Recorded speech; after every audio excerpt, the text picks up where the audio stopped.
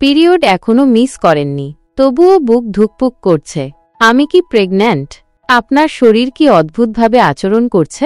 মাথা ঘোরা, বমি ভাব বা হঠাৎ ক্লান্ত লাগছে?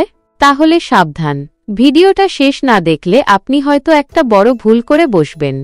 ভিডিওটির শেষে থাকছে একটা বোনাস টিপ, ভিডিওটির শেষে দেখতে ভুলবেন না।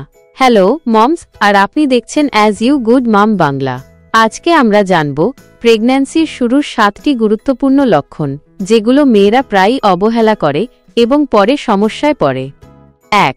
হালকা ব্লিডিং বা স্পটিং। অনেকেই এটাকে পিরিয়ড ভেবে ভুল করেন, কিন্তু এটা হতে পারে ইমপ্লান্টেশন ব্লিডিং, মানে ডিম্বাণু জরায়ুতে বসছে। 2. বুকে টান বা ব্যথা। ব্রেস্টে ফুলে যাওয়া বা হালকা ব্যথা অনেক সময় প্রেগন্যান্সির প্রথম লক্ষণ। 3. বমি বা বমি ভাব। সকালবেলা ঘুম থেকে উঠে যদি বমি ভাব হয়, বুঝতে হবে এটা মর্নিং সিকনেস হতে পারে। 4. হঠাৎ ক্লান্তি। কোনো কাজ না করেও যদি খুব ক্লান্ত লাগে, শরীর যেন ভারী মনে হয়, এটা হরমোনের কারণে হতে পারে।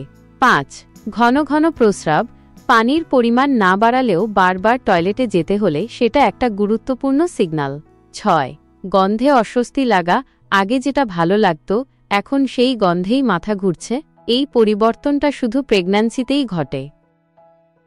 আপনার এই লক্ষণগুলো থাকলেও ভয় পাবেন না।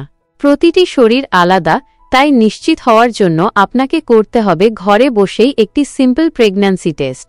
আর না বুঝলে অবশ্যই ডাক্তারের কাছে যান। ভুল চিকিৎসা প্রেগন্যান্সি নষ্ট করে দিতে পারে।